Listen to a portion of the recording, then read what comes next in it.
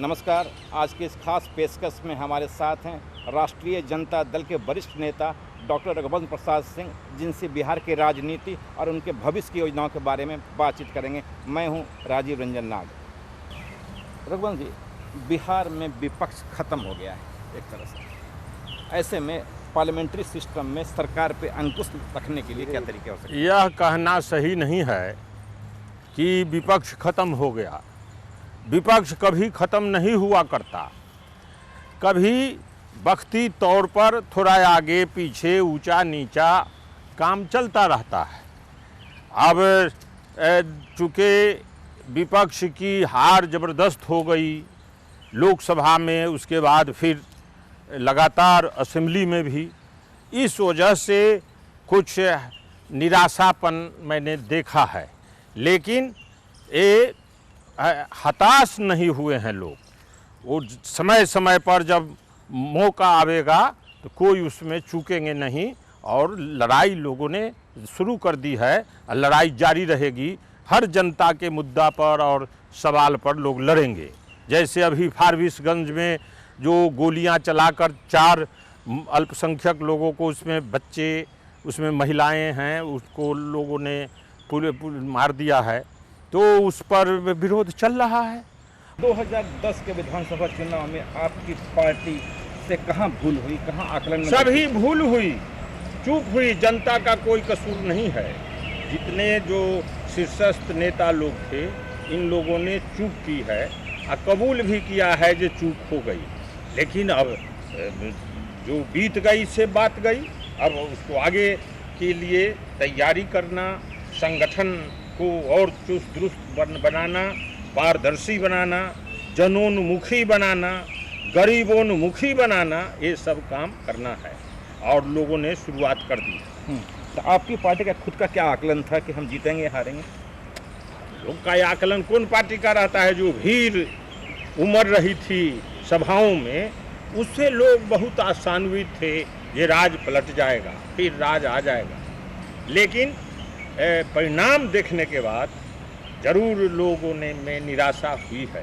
कभी ऐसा लगा कि कितनी बुरी हार होगी?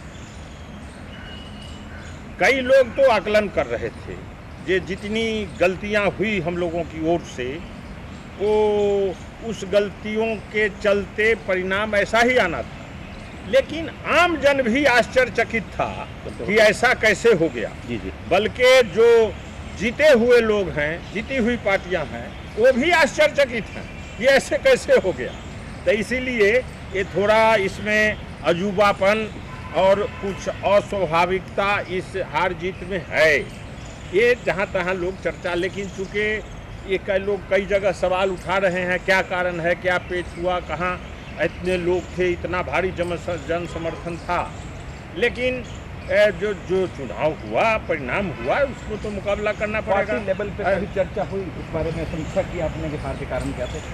पार्टी लेवल पर तो कई बार बैठकें हुई है और उसमें लोगों ने रियलाइज किया, जब लीडरशिप स्वीकार कर ले कि चूक हुई, तो फिर आगे क्या बहस उसमें हो। कई दफ़ा ऐसे मौके आए जब आपको लगा कि पार्टी के अध्यक्ष को बताना चाहिए कि हमारे यहाँ चूक होने वाली है और हमको संभालना चाहिए? ये सब बराबर बताया जाता रहा है, कहा जाता रहा है। लेकिन जब वो लोग उस विषयों पर लोगों ने ध्यान नहीं दिया, इस कारण हार हो गई। नहीं तो जो सब आयाम थे, जो सब रणनीति थी और जो करना चाहिए था, उसमें हम लोगों की गलतियां हुई है। इसमें कोई संदेह। इसका पश्चाताप आपके नेताओं को है? तो उपाय क्या है? अब प्रकट रूप से लोग ना महसूस करेंगे, बोले, लेकिन लोग महसूस कर रहे हैं कि चूक हुई, गलतियां हुई है। एक नहीं, बहुत ज़्यादा गलतियां हुई। चुनावी परिणाम आने के बाद लालू यादव ने 6 महीने की खामोशी की बात की। संसदीय लोकतंत्र में, डेमोक्रेसी में खामोश रहने का क्या मतलब होता है? ये इससे हम कभी सहमत नहीं थे। वो अपना बिना राय सलाह के अपना वो बोल गए, लेकिन हम लोगों ने उसे सहमति नहीं दी है कि हम अनवरत लगे रहेंगे। यह गलत है कि कब मौका आने पर हम एक बार फरिया लेंगे और उलट देंगे किसी को। नहीं, रोज रोज हमको जनता की समस्याओं को, जब हम विपक्ष हो गए, बिल्कुल, तो उजागर करना, जानना, उजागर करना, उसके लिए लड़ना, सवाल उठाना और और सरकार को बेचैन रखना ये आवश्यक है। लेकिन ये अभी एक चूक हम मानते हैं कि हम नहीं बोलेंगे 6 महीना, हमने मौका दे दिया, जनता ने मौका दिया, हम कौन है मौका देने वाले? हम तो जनता शासन में बैठाए तो हम नीति कार्यक्रम को तेजी से कालबद्ध ढंग से लागू करेंगे, जनता के हित का, जन आकांक्षा की आपूर्ति करने का काम करेंगे। जब हम विपक्ष हैं तो विपक्ष की भूमिका अदा करेंगे, जहां कमियां हैं, जहां गड़बड़ियां हैं, जहां सरकार में ढिलाई है, उसको हम उजागर करेंगे। अब जबकि लगता है कि 6 महीना पूरा हो गया है, क्या लगता है कि सरकार निरंकुश जो होती दिख रही है, अलग अलग फैसले कर रही है, उसके बाद आपकी पार्टी की क्या योजना है? सरकार तो निरंकुश दिख रही है, उनके अपने बीच से ही स्वर अब उठने लगा है, देर सवेर उनके अपने बीच से ही अब स्वर उठने लगा है। लेकिन हम लोगों की भूमिका है कि उनके विभाग स्तर पर सभी कमजोरियों को जानना, गड़बड़ियों को जानना, उसको उजागर करना और कदम कदम पर लड़ना, संघर्ष करना। तो जब आपने पार्टी को महत्वपूर्ण सुझाव दिए तो पार्टी ने उसे गंभीरता से क्यों नहीं लिया? अपना अपना कैलकुलेशन होता है ना। जैसे हमको ये परसेप्शन था, अनुमान था जो क्या हो रहा है, क्या होने वाला, तो सबके लिए हमने सावधान सजग किया। ये सब कमियां हैं, ये सब गड़बड़ियां हैं, इस सब पर हमको सजग होना चाहिए। लेकिन और लोगों का कैलकुलेशन उससे भिन्न था। उनको लगे कि नहीं, हमारी हवा जो चुनाव में हम लोग जीत गए उस पर लगा कि हवा तेज हो गई, अब कुछ नहीं, पहले की तरह हमारी हवा आ गई, ऐसा लोगों ने महसूस किया। तो एक तो मोटा मोटी हम मानते हैं कि जो चुनाव में हम लोगों की जीत हुई तो हम लोग ज़्यादा बेखबर हो गए, उनकी हार हो गई सत्ता पक्ष की, तो ज़्यादा सजग हो गए। तो ये एक तरह से हम लोगों को नुकसान। ये महसूस हुआ कि कांग्रेस के साथ यदि लड़ते तो शायद स्थिति अच्छी अलग होती? ये जब साथ लड़ने से तो कहीं भी जो सेकुलर पार्टी और सेकुलर वोट एकजुट हो, तो इसमें क्या संदेह है कि उसमें वह बेटर होता, अच्छा होता, बेहतर होता, इसमें कोई विवाद नहीं है। चूँकि हम देख रहे हैं कि वोटों का कैलकुलेशन 61% वोट नीतीश सरकार के विपक्ष में है और 61% वोट का बिखराव हो गया, इसलिए 39% का राज हो रहा है। और कहा से इतना भारी बहुमत, अब वोट है 39%, एक खिलाफ है 61%, तो 61% बिखराव के चलते हार गए और 39% ये बहुमत हो गया। सीटों पर 80-85 सीटों पर कब्जा हो गया। हम लोग का वोट आया 27%, सीट 200% नहीं आई। तो ये सब गड़बड़ी सब देखने में आ रहा है। पार्टी में सुझाव की गुंजाइश इसलिए ख़त्म हो गई क्योंकि पार्टी में एक नेता का राज चलता है और वहाँ किसी और की सुनी नहीं जाती है। अब उससे तब मान लिया पार्टी में बहसें न होगी, राय कोई देगा। अब जो गाड़ी चलाने वाले लोग हैं जिनके हाथ में स्टीयरिंग है, तो उनको तो कहबे न करेगा लोग से बाएं चट्टान है, दाहिने खाई है, संभल करके गाड़ी चलाओ, और उसकी नहीं सुनवाई करेंगे तो गाड़ी एक्सीडेंट होगी। कांग्रेस से अलगाव एक गलत स्ट्रेटजी थी। इसमें तो सब लोग अब इसको कबूल किया है, सब लोगों ने माना कि सेकुलर वोटों का बिखराव हुआ, इस वजह से हार हो गई। अब उसमें कांग्रेस पार्टी हो और दूसरी पार्टी हो, वामपंथ हो और पार्टियां हो, सब लोग अलग अलग वोट लड़के वोटों को विभाजन कर दिया, उधर वोट एनडीए के पक्ष में कंसोलिडेट हुआ। लेकिन अब जबकि पूरी पार्टी एक विपक्ष की भूमिका में है, वहाँ पे केंद्र के राजनीति में ये कहा जा रहा है कि कांग्रेस आपके, खासकर आपके संपर्क में है और वो कांग्रेस पार्टी चाहती है या सोनिया जी चाहती हैं कि आप सरकार में आए। अब इस सब से हम लोग को नहीं, हम लोग को यहाँ भी विपक्ष के तरह लोगों ने बैठा दिया है। तो विपक्ष का काम बोलना है तो हम लोग बोल रहे हैं, जनता का सवाल उठा रहे हैं। अब कितना उस पर अमल होगा, कितना काम होगा, ये हम नहीं जानते, लेकिन हमारा तो अब केवल बोलने का काम रह गया। सरकार में है तो काम करना है, सरकार से अलग है तो बोलना है, बट नहीं ये जो लड़ना है। बट ये जो कहा जा रहा है कि प्राइम मिनिस्टर चाहते हैं कि उनकी सरकार में आप शामिल हों। अब वो लोग क्या चाहते नहीं चाहते ये लोग हम लोग नहीं जानते हैं। हम लोग अपना जो विपक्ष के तरह हमको लोगों ने बैठा दिया है तो हम इस भूमिका को अदा कर रहे हैं, बट करेंगे। कांग्रेस के साथ आपका जुड़ाव है, जुड़ाव इस मायने में कि आप सहयोगी पार्टी हैं घोषित तौर पे। कांग्रेस के हाल के 2 वर्षों में जितने घपले घोटाले आए हैं, उससे आपकी पार्टी अपने आप को अलग कैसे करेगी? कैसे नहीं, अब हम राज्य में नहीं है, तब राज्य में कोई घोटाला होगा तो उसका भागीदार हम कैसे बनेंगे? हमारे खिलाफ में हम मंत्री थे, उस समय में हमारे खिलाफ में कांग्रेस पार्टी ने उम्मीदवार दिया और हम लोग लड़े और तब कुछ ही हम जीत कर आए हैं। बट 2008 में तो आपकी सरकार थी और उसमें ए राजा उसी सरकार के मंत्री थे जो 2G स्पेक्ट्रम का मामला आया। तो उससे पहले तक कितने लोग थे, आप कितने लोग गड़बड़ी हुई सब पकड़े जा रहे हैं। तो अपना अपना काम लोग करता है, लेकिन अब कोई मिनिस्ट्री में कोई घपला हो जाएगा तो उसका के लिए सब लोग थोड़े जिम्मेदार होगा। पार्टी में जब आप अपने को अकेला खड़ा पाते हैं इस रूप में कि आपकी नहीं सुनी जाती है या आपके ऐसे सुझावों को दरकिनार किया जाता है, उस समय आपके मन में क्या भावना बनती है पार्टी के? क्या भावना, जैसे पार्टी का तो बहुमत से न चलेगा, तो हम अपना बोलते रहते हैं। बहुमत जब मान लेगा तो वही होगा, नहीं मानेगा तो हमारा खाली बोलने भर का काम है। बहुमत से न कहीं चलेगा कहीं। लालू यादव ने यदि आपके सुझाव मान लिए होते तो शायद पार्टी का ये हश्र नहीं होता। अभी इतना हम ऐसा हम कैलकुलेशन क्यों करें? लेकिन हमको अपनी समझ से तो हम जो सवाल उठाते हैं अपने समझ से हमको बुझाता है जो वही रास्ता ठीक है। लेकिन हम अनेकांतवाद भी के रास्ता भी जानते हैं कि मैं कहता हूँ वह सही है, लेकिन दूसरे लोग भी सही कह सकते।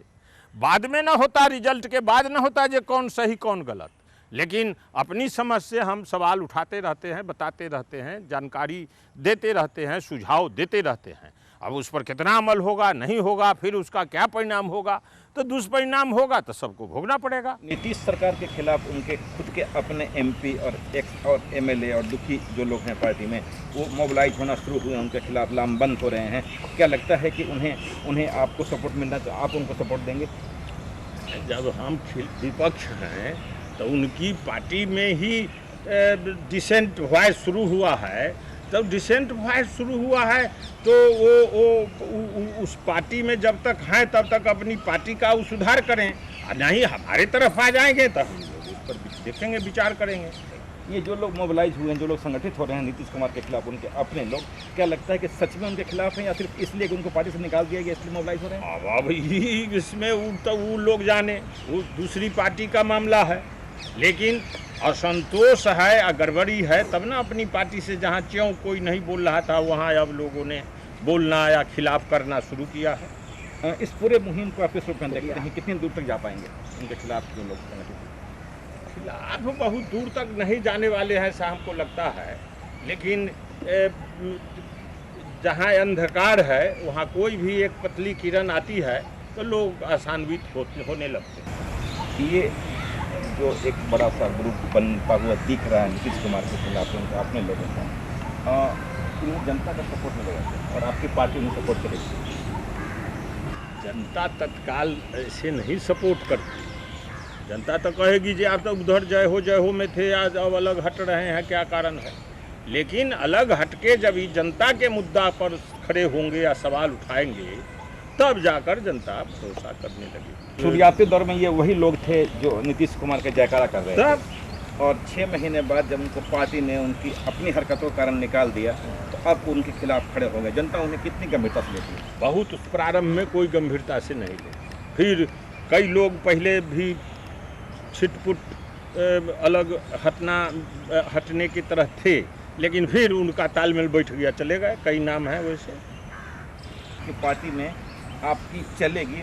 लगता है ये कि आप अकेले पढ़ते जा रहे हैं? हम अकेले कभी नहीं पढ़ते। जनता का जो सवाल उठाता वो अकेले कभी नहीं होता। हम जनता का ना देखेंगे, कहीं कुछ लोगों के बीच में हो सकता है हम अल्पमत दिखें, लेकिन आम जन की क्या स्थिति है ये ना मेजरमेंट होगा, ये ना स्केल मापदंड होता जनता में। तो आम जन का है कि नहीं भाई ये सब ठीक सवाल उठाते हैं, वही हमारा बल है, वही पूंजी है कि आम जनता क्या सोचती है। आपकी पार्टी के कई ऐसे फैसले देखने को मिले जिसमें लगा कि वो व्यक्ति का फैसला है, उसमें आम लोगों के सहमति, मतलब पार्टी की सहमति तो उसका तो दुष्परिणाम भोगना पड़ता है ना तुरंत। अब भोगेंगे लोग, जिसमें आम जन की अवहेलना होगी, जन आकांक्षा का कदर नहीं होगा, वह निर्णय गलत साबित इतिहास उसको नहीं छोड़ेगा। लालू यादव ने इस्तीफा कर दिया होता तो कोई फर्क पड़ता, मैसेज अच्छा जाता? ऐसा तो होता रहा है विभिन्न पार्टियों में, जब हार हो जाती है तो चीफ उसके त्याग पत्र देते हैं या देने की परिपाटी रही है जहाँ तक, तो वो होता तो बेहतर होता, लेकिन अब नहीं हुआ। क्या उन्हें ये डर था लालू यादव को? क्या अब ये सब हम उतना डिटेल नहीं कर सकते। लोगों का यह अनुमान था कि ज़्यादा डिमोरलाइजेशन हो जाएगा, हमारे लोगों में मायूसी थी, तो हुआ से ऐसी घड़ी में और इस तरह की कोई बात हो तो मायूसी हो जाएगी, इसी सब के सोच विचार करके वैसा नहीं हुआ। ग्रामीण विकास विभाग के मंत्री रहते हुए आपने नरेगा लागू किया देश भर में, उसका देश भर को फायदा हुआ, लेकिन बिहार में बहुत लोगों तक वो योजना नहीं पहुँच सकी। अच्छा, उसको अब देश भर में वो फैलाया गया, देश भर में हमने 3 फेज में उसको लागू किया। कानून बनाना, उसको लागू करना, 3 वर्षों तक में फेज वाइज उसको लागू किया। अब बिहार के लोग और पार्टी लाभ उठा नहीं सकी, या वहाँ की सरकार भी उसको सही ढंग से लागू नहीं कर सकी, तो उसमें चूँकि लागू करने का काम तो राज्य सरकार के जिम्मे है। तो राज्य सरकार ने जहाँ राजस्थान साल भर में 9,000 10,000 करोड़ खर्च किया, वहाँ बिहार 1,500-1,600 करोड़ खर्च किया। क्या लगा कि आपकी पूरी योजना तो भट्ठा बैठाने की योजना तो बिहार गवर्नमेंट की? हाँ, परिणाम के लोगों ने समझा कि हम इसको लागू किए थे जो गरीबों के लिए वरदान योजना है। बिहार सरकार और बिहार के लोगों ने महसूस किया जो ये भारत सरकार की योजना है, इसलिए उसको जितनी दिलचस्पी से आज जितना मुस्तैदी से लागू होना चाहिए लोगों ने लागू नहीं किया, इसलिए जनता को भी उतना लाभ नहीं हुआ, साथ ही साथ गरीब आदमी को लाभ नहीं हुआ। इसका मतलब ये हुआ कि जनता के व्यापक लाभ के लिए शुरू किया गया कार्यक्रम जो आपके देखरेख में चल रहा था, उसको बिहार सरकार ने सिर्फ इसलिए नहीं चलने दिया क्योंकि उसमें उनको घाटा, पॉलिटिकली घाटा दिख रहा था। हाँ, बढ़िया से उसको लागू नहीं करना, धोखाधड़ी करना, ये सब गड़बड़ी, भ्रष्टाचार तो बिहार में मतलब आकंठ लोग डूब गए। देश में उस तरह की स्थिति नहीं है जो अभी लोकपाल उच्च स्तरीय पर भ्रष्टाचार।